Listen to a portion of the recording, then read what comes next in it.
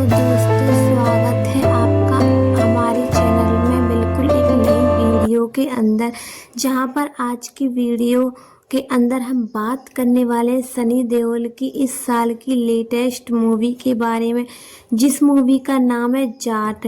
Friends, ये Jat movie India में 10 अप्रैल को रिलीज हुई है।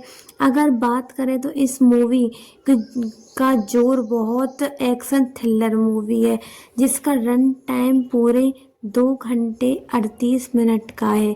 बाकी अगर मैं मूवी की बात करूं तो मूवी को काफ़ी अच्छा रेस्पॉन्स मिल रहा है मूवी को, एंड इस मूवी के एक्शन को बहुत ज़्यादा पसंद कर रहे हैं। तो इसलिए फ्रेंड्स, अगर आप सभी ने अभी तक इस मूवी को नहीं देखा है तो मैं आपको रेकमेंड करती हूँ कि आप इस मूवी को थिएटर में ज़रूर देखें। लेकिन अगर आप इस मूवी को थिएटर में नहीं देख पा रहे हैं तो आपको टेंशन लेने की कोई ज़रूरत नहीं है फ्रेंड्स, इसलिए क्योंकि आप सभी के लिए आज की इस वीडियो के अंदर मैं सनी देओल की इसी जाट मूवी को डिटेल में एक्सप्लेन करने वाली हूँ। इस मूवी की पूरी स्टोरी को आप सबको बताने वाली हूँ, ताकि आप सभी घर में बैठे बैठे पूरी मूवी की स्टोरी का एंजॉय कर सकें। फ्रेंड्स, काफ़ी बढ़िया है, इसलिए आप वीडियो को पूरा एंड तक देखें। अगर आपको वीडियो पसंद आई है तो आप वीडियो को लाइक कर देना, एंड कमेंट अंदर सनी देओल या फिर जाट ज़रूर लिखना।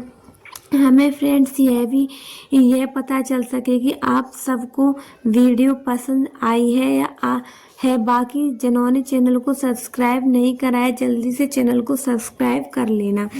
हम इसको बिना किसी देरी के आज की वीडियो को स्टार्ट करते हैं। तो इस जाट मूवी की स्टार्टिंग होती है श्रीलंका से, और श्रीलंका के घने जंगलों के अंदर हम श्रीलंका आर्मी को देखते हैं, जिनके साथ इस टाइम पर श्रीलंका के कई सारे लेबर्स होते हैं, यानी कि मजदूर।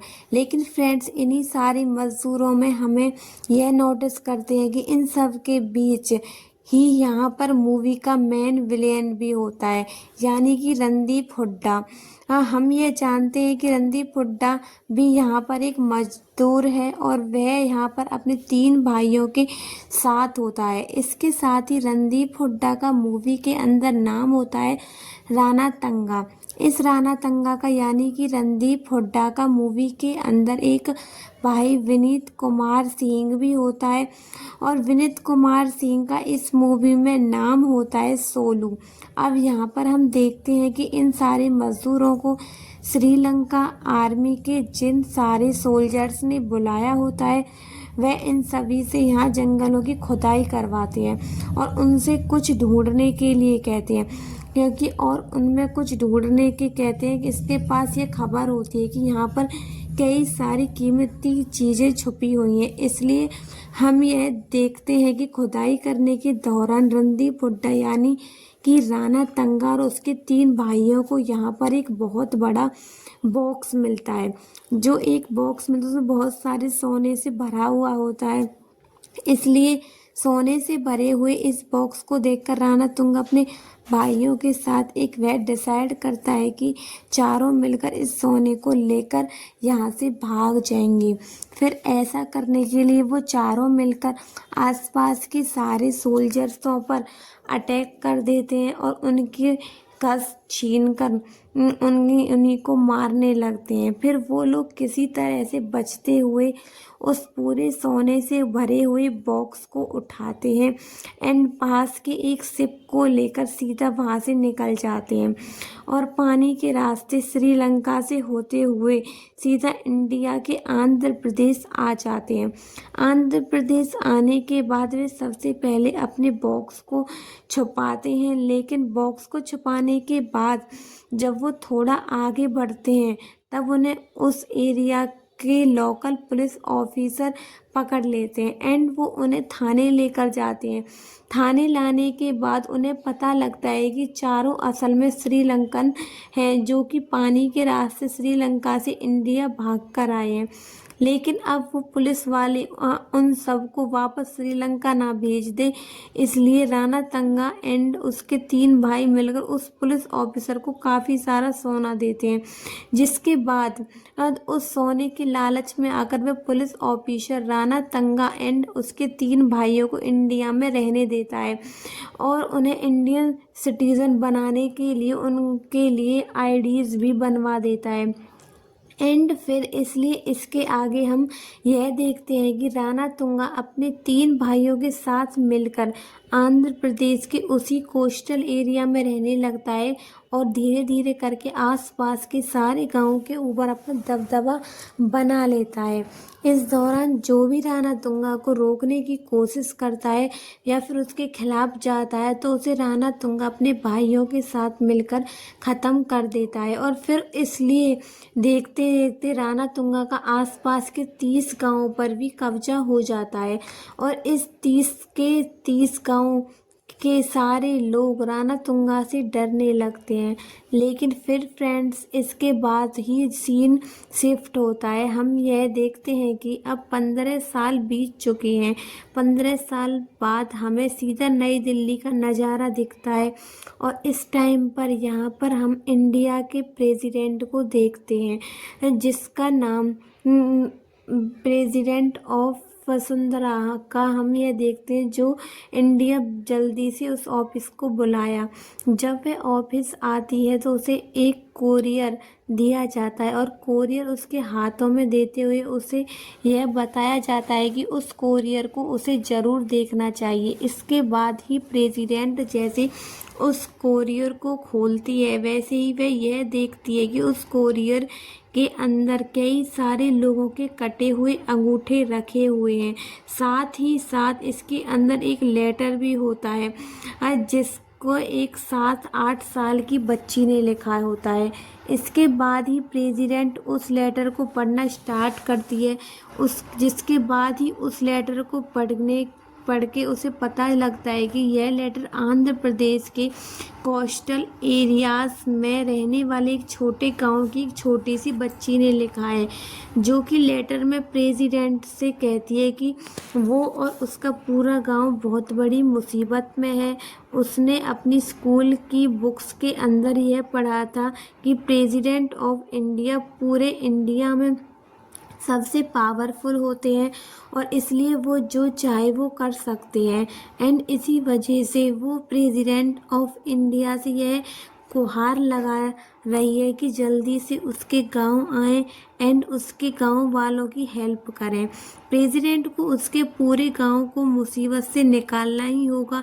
इसके साथ ही वह कोरियर बॉक्स के अंदर उसके गांव के भाई अपना अंगूठा भेज रहे हैं। अगर प्रेसिडेंट उनके गांव के लोगों की हेल्प नहीं करती है तो फिर अब बहुत ही जल्दी उसके गांव के सारे भाई मिलकर अगली बार अपना सर काट कर प्रेसिडेंट को भेजेंगे। अब इस लेटर को पढ़कर प्रेसिडेंट को काफ़ी शौक लगता है, क्योंकि वो यह देखती है कि इस गांव की बच्ची को प्रॉब्लम है बहुत बड़ी, लेकिन इस बच्ची को एंड इसके पूरे गांव की मदद ना पुलिस ने की और ना आंध्र प्रदेश के लोकल गवर्नमेंट ने की और इसी वजह से इस बच्ची को सीधा प्रेसिडेंट से हेल्प मांगनी पड़ी। लेकिन इसके साथ ही प्रेसिडेंट यह बात भी समझ जाती है कि उस गांव के अंदर कुछ मैटर चल रहा होता है, काफ़ी बड़ा मैटर। फिर इसलिए प्रेसिडेंट सीबीआई के एक सीनियर ऑफिसर को बुलाती है जिसका नाम सत्यमूर्ति होता है एंड वे सत्यमूर्ति को यह सारी बातें बताती है और उसे स्पेशल पावर्स देकर सीधा उस गांव जाने के लिए कहती है, ताकि सत्यमूर्ति उस गांव में जाकर सारी सच्चाई का पता करे और इन सब के बारे में आकर। लेकिन दोस्तों इसके बाद ही सीन शिफ्ट होता है। हम सीधा उसी गांव को देखते हैं जिस गांव से प्रेसिडेंट की चिट्ठी आई थी। ये यहाँ इस गांव के अंदर यह देखते हैं कि जिन 101 लड़कों ने अपना अंगूठा काट के प्रेसिडेंट को भेजा था उन सभी को राणा तंगा एंड उसके आदमियों ने जान से मार दिया है। लेकिन इसी टाइम पर इस गांव के पुलिस स्टेशन में एक नई सब इंस्पेक्टर आती है जिसका नाम होता है विजय लक्ष्मी।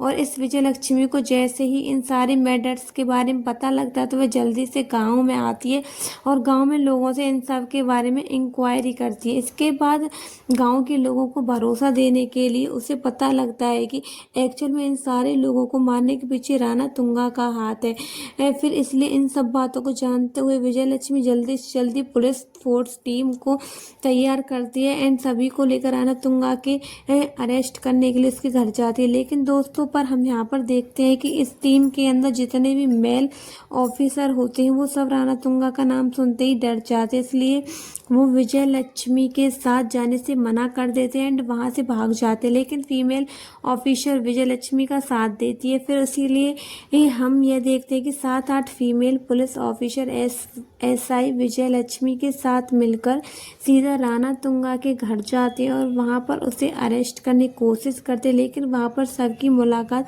राणा तुंगा की वाइफ से होती है जिसका नाम होता है भारती। यहाँ पर राणा तुंगा की वाइफ भारती को जैसे यह पता लगता है कि यह सारी फीमेल ऑफिसर उसके पति राणा तुंगा को अरेस्ट करने के लिए आई हैं, तो उसी टाइम पर वो राणा तुंगा के गुंडों से कहकर उन सारी पुलिस ऑफिसर को पकड़वा देती है और एक एक करके उन सारे पुलिस ऑफिसर के कपड़े फड़वा देती है।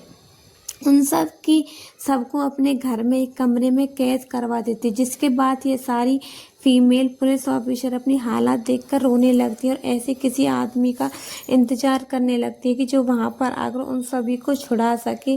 फिर इसके बाद सीन शिफ्ट होता है, हम मूवी के मेन कैरेक्टर यानी कि सनी देओल को देखते हैं। हम देखते हैं कि इस टाइम पर सनी देओल अयोध्या में होता है, इसलिए वह अयोध्या से सीधा एक ट्रेन पकड़ता है, ट्रेन के जरिए इंडिया घूमने के लिए निकल जाता है।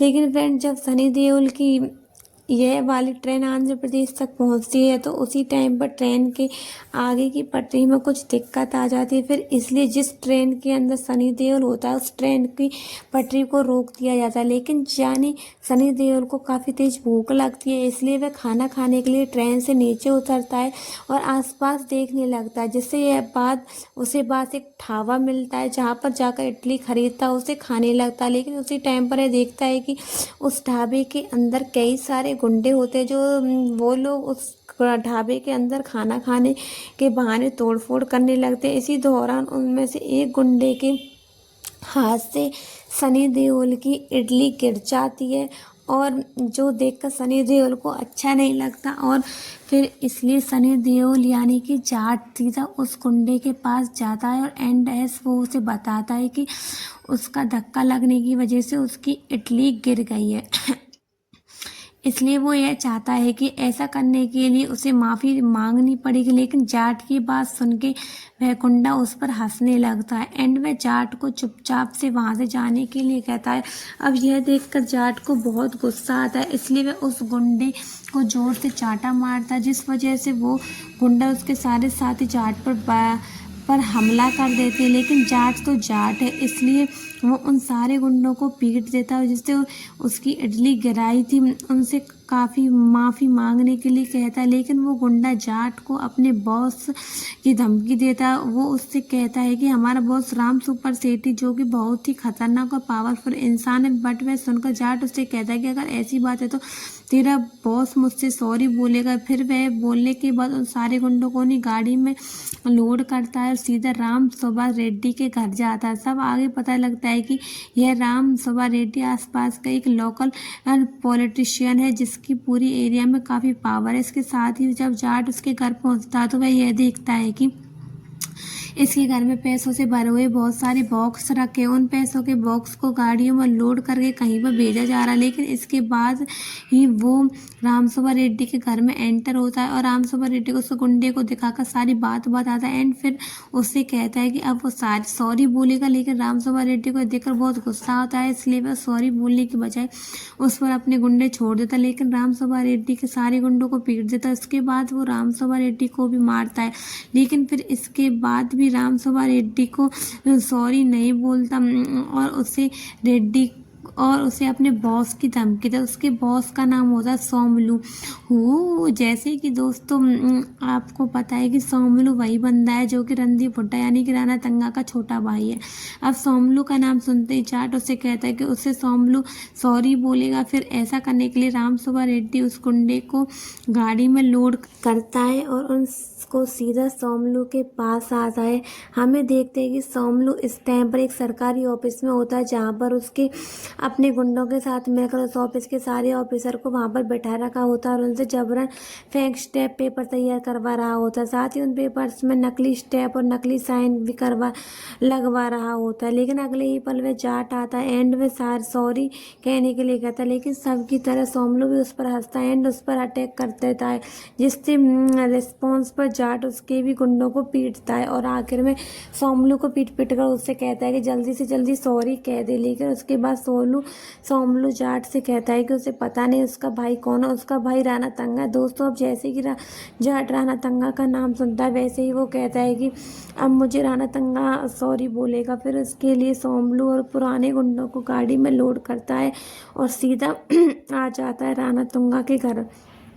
अंदर घर जाने के बाद सोमलू अपने बड़े भाई राणा तुंगा को बुलाता है और जिसके बाद जाट उसे पूरी वारदात बताता है। आगे वे राणा तंगा से कहता है कि अब वो जल्दी से उसे सॉरी कह दे। जाट की बातें सुनकर राणा तंगा उसे सॉरी कह देता है।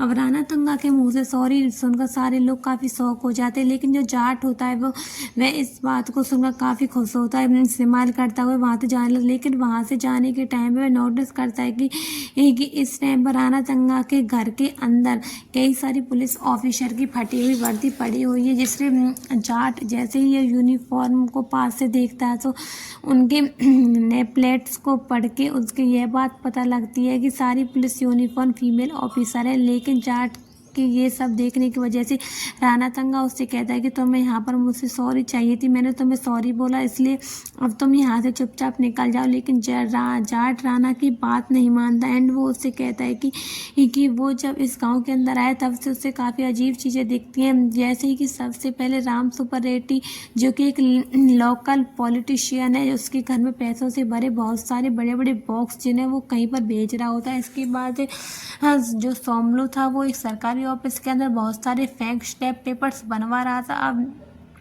यहाँ आकर उसने यह देखा कि यहाँ पर कई सारे फीमेल ऑफिसर के कपड़े फटे हुए पड़े हुए, इसलिए यह सब देखकर वह यह समझ चुका है कि यहाँ पर कुछ ना कुछ तो बहुत गड़बड़ है। इस टाइम पर राणा तुंगा अपने घर में कई सारी फीमेल ऑफिसर्स को छुपा कर रखा होता। अब ये बोलने के बाद ही जाट उसके घर में खोजबीन करने लगता, जिसके बाद उसे राणा तंगा के घर में एक कमरे में अंदर sub inspector Vijay Lakshmi and उसके साथी ऑफिसर मिलते हैं। उनके मिलने से जाट सबसे पहले उनकी यूनिफॉर्म देता है, उन सभी को वहाँ से अपने साथ ले जाने ले कहता है। जब जाट वहाँ से उन लड़कियों को ले जाने लगता है तो उस टाइम पर ईरान तंगा उससे कहता है कि अगर वह इन सबको अपने साथ ले जाना चाहता है तो शौक से ले जाए, लेकिन जाने से पहले उन्हें यह बता दे कि इस गाँव के साथ आसपास के 30 गाँव पर उसका कब्जा है, इसलिए यहाँ पर सिर्फ उसका राज चलता है। इसलिए जो जाट से कहता है वह अभी तो इन लड़कियों को लेकर जा रहा हूँ, लेकिन आज शाम होते होते खुद की उसके पास आएगा एंड गिड़गिड़ाते हुए उससे अपनी जान की भीख मांगा। लेकिन जाट उसकी बात को इग्नोर करता हुआ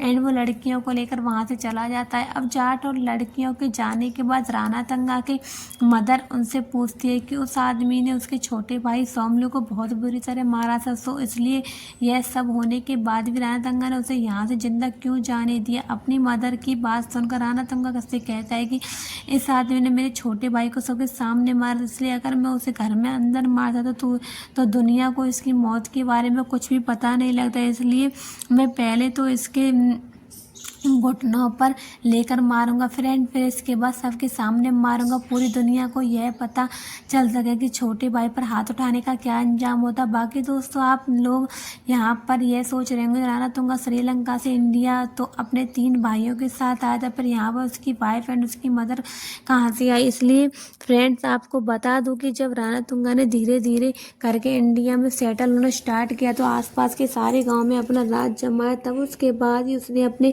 पावर्स का इस्तेमाल करके अपनी मदर एंड अपनी वाइफ को श्रीलंका से इंडिया बुला लिया। इस फिर उसके बाद ही से ही उन्होंने अपने साथ रखने लगा। तो फ्रेंड्स इसके बाद ही हम यह देखते हैं कि जैसे ही जाट सारी लड़की को लेकर बाहर निकलता है, वैसे कुछ दूर के बाद उस पर राणा तंगा अपने गुंडे बुलवाकर हमला करवा देता है।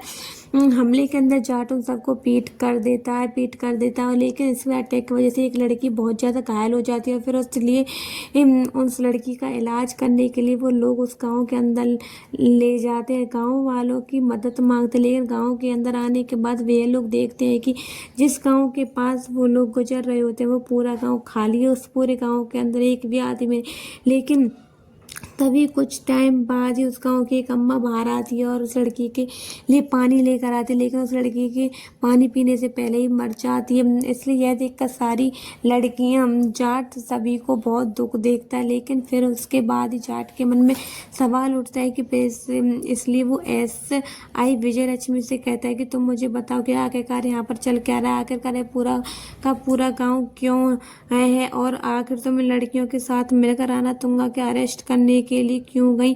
ये सब सुनकर विजय लक्ष्मी जाट को पूरी स्टोरी बताना स्टार्ट करती है। तो वो जाट को बताते हैं कि राणा तुंगा यहाँ पर बहुत बड़ा गुंडा है, उससे आसपास के 30 गांव पर अपना कब्जा कर रखा है, सारे गांव के ऊपर बहुत ज़्यादा जुल्म डाला है। ये सब करके यहाँ की ना तो पुलिस रोकती ना सरकारी, लेकिन सारी अभी बीते कुछ सालों से उन लोगों के ये और नोटिस किया कि राणा तुंगा यहाँ आसपास के गांव में बहुत सारे लोगों को मारने लगा। उन सारे गांव के वालों की लाशें हमें गांव के अलग अलग हिस्सों में मिलती थी। इसी तरह से उसने कल के दिनों में 10-12 जवान लड़कों को मरा हुआ देखा, उसके सर कटे हुए। लेकिन फिर मैंने परिवार वालों को यह भरोसा दिलाया कि मैं उन्हें इंसाफ दिलाऊंगी, इसलिए उन लोगों के यह गवाही दी कि यह सब राणा तुंगा ने किया एंड इसलिए मैं अपनी टीम को लेकर अरेस्ट करने के लिए गई। लेकिन अब मैं लेने के लिए कहता, लेकिन जब वो ये देखता है कि राणा तुंगा ने कैप्चर किया था, वो सब मिलकर राणा तुंगा गले में जंजीर बांध देते और जंजीर में लटका उसे जान से मार देते। यानी कि राणा तुंगा का दी एंड हाल किसी टाइम पर वहाँ CBI ऑफिसर सत्यमूर्ति भी आ जाता है और वहाँ पर जाट से मिलकर यहाँ की सारी जानकारी देता है, जिसके बाद वह सीधा प्रेसिडेंट को फ़ोन करता है एंड सारी रिपोर्ट्स उन्हें देता है। साथ ही CBI ऑफिसर सत्यमूर्ति प्रेसिडेंट को भी यह पता था कि राणा तंगा जैसे आतंकवादी को मारकर यहाँ के सारे गाँव वाले को बचाने के इस मिशन में बिगड़ोड़िया बलदेव प्रताप सिंह ने अकेले ही पूरा कर दिया है। इसके लिए सभी लोग बिगड़ोड़िया बलदेव प्रताप सिंह को थैंक्स बोलते। इसके बाद दोस्तों हमें देखते कि पूरी मूवी यहीं पर एंड हो जाती है। तो फ्रेंड्स यह मूवी है वीडियो जाट मूवी की स्टोरी के ऊपर। अगर आपको इस मूवी की स्टोरी हमारी वीडियो पसंद आई हो तो आप वीडियो को लाइक करके चैनल को सब्सक्राइब कर देना। तो फ्रेंड्स यदि वीडियो अच्छी लगी हो तो कमेंट में हमको बताना कि आपको सनी देओल कैसा लगता है। फ्रेंड वैसे इनकी इतनी एज होने के बावजूद भी इन्होंने इतनी गजब की मूवी बनाई है। फ्रेंड्स मुझे तो यह मूवी बहुत ज़्यादा इंटरेस्टिंग लगी। फ्रेंड्स आप भी इस मूवी को देख सकते हो। फ्रेंड्स चलो फ्रेंड्स अब हम वीडियो को यहीं पर एंड करते हैं। यदि फ्रेंड्स और भी यदि वीडियो चाहिए तो आप हमको कमेंट में बता सकते हो। ओके फ्रेंड्स मिलते हैं जब तक के अगले वीडियो के लिए। Okay friend bye bye.